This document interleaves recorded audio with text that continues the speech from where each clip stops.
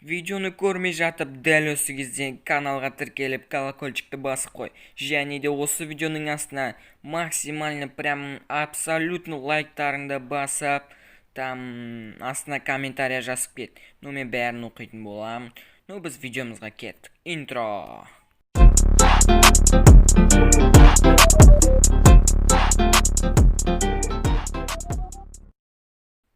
Ассалаумағалейкум достар, сендермен әдеттегідей мен Рама.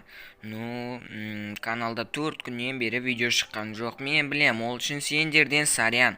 Менде де там өзімде былай жеке проблемалары болып, алдағы уақытта там футболдан бізге жарыс болады. Сол күнде тренировка, в общем, айта берсең проблемасы көп.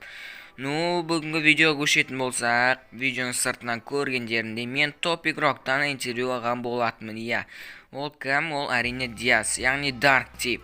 Оны білмейтін болсаңдар, оның канал ссылкасы описанияда болады. Сендер білет деген ойдамын. Ол жалпы красавчик, яғни ешқандай манчысывы еткен жоқ. Мен оны сұрақ қойдым, ол маған 10 жауап берді. Міне мен оған Диас оны вксынан ұзақ іздедім, бірақ таптым. Мінекей оған там 10 сұрақ қойдым, ол маған 10 жауап берді. Ол Диасқа үлкен рахмет, ол тупо красавчик. Сұрақтарға көшетін болсақ, там мен бірінші сұрақты былай қойдым. БС-ті бастағаныңа қанша уақыт болды? Ол маған былай жауап берді. Шамамен 1,5 жыл болды, бірақ мен 1 жыл бойы парофлы ойнадым деді. Солай. Екінші сұрақты мен былай қойдым. Там БС бастағанда кімге қарап үлгі алдың, или там кімге қарап жақсы ойнаудың үйрендім деп сұрақ қойдым. Оның маған ойыны ұнайды там.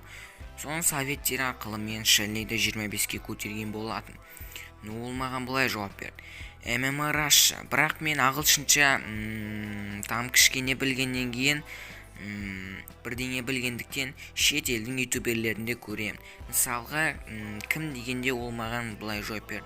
Гуле, там тағы басқа ютуберлер бар деді. Үшінші сұрақ менде там былай болды.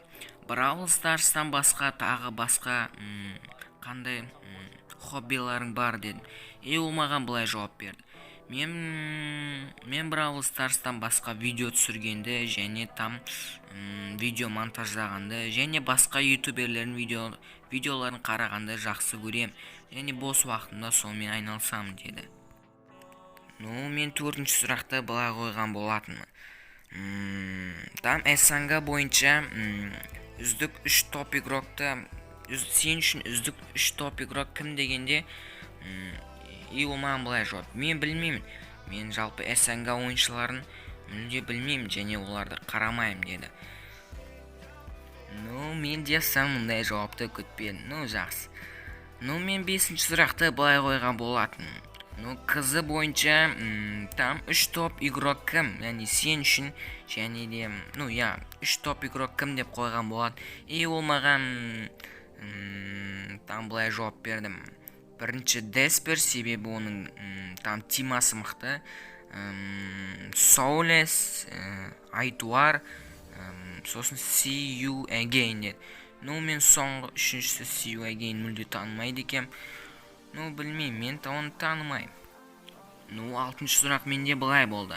Сенің ютубқа келгеніңе қанша уақыт болды? Ол маған былай жауап берді. 9 ай болды. Бірақ мен 2 ай только там Clash Royale түсірген болатынмын деді. 7-ші сұрақ былай болды. Дәл қазір өзің күнде ойнап жүрген там былай тимаң бар ма? Ол маған былай жауап берді. Менде дәл қазір тима жоқ, бірақ мен Әділмен және там Тротпен, Фоксимен ойнайым. Бірақ одан бөлек басқа да тимайттар бар, бірақ олармен мүлде мен аз ойнайым деп там солай айтты. Мен 8-ші сұрақты былай қойдым. Там Бравл Старстан басқа там алға қойған мақсаттарың бар ма? Және олар қандай деп ал маған былай жауап бер. сабақ оқу, там сабаққа қатысты бүкіл мәселелерді шешу, және де осы бір ауылға қатысты болса там топ 10 қызы болу, және де ютубтан 15к подписчик жинау. Арманы жақсы және соған жете берсін. 9-шы сұрақ былай болды. Там БС-да алдағы уақытта бір персонажды 30-шы рангқа көтеру ойда бар ма? Және ол қандай персонаж? Бір алғашқы 2 персонажды айта кетсең дедім. Ол былай айтты. Поко мен Нита. Себебі мен олармен 900-де жақсы ойнаймын, және де мүмкін 900-де жақсы ойнаймын. Сол Поко мен Нита деді. Ал соңғы 10-шы сұрақ былай болды. Там БС-дағы саған ең қатты ұнайтын персонаж қандай? Және де ол басқалардан қандай айырмашылығы бар деді. Ол маған былай жауап берді. Там маған басқа персонаждан қарағанда там Нита ұнайды. Себебі Нитаның гаджеті арқылы 2-3 себебі Нитаның гаджеті арқылы там 2-3 персонажды бірден өлтіруге болады. Себебі Нитаның гаджеті жақсы заморозиться етеді деді. Мен бұған толықтай келісем. Мен өзім Нитамен былай жақсы ойнаймын. Сондықтан мен білем. Видео қысқа болып қалды, достар, ренжімеңдер оған. I'm sorry. Енді алдағы уақытта осындай топ игроктардан интервью алатын боламын. Алдағы уақытта мысалы Алмаз KZ, Ашонтик және тағы басқа. Және де расымен де мир бойынша топ игроктардан интервью алуға тырысамын. Аламын алдағы уақытта. Менен видео күтіңдер. Енді там 2 или 3 күн сайын міндетті түрде там видеолар шығып тұратын болады. Енді менің қолым босады, там сабақ бітті дегенде, наконец-то. Басқаларға экзамен, бізге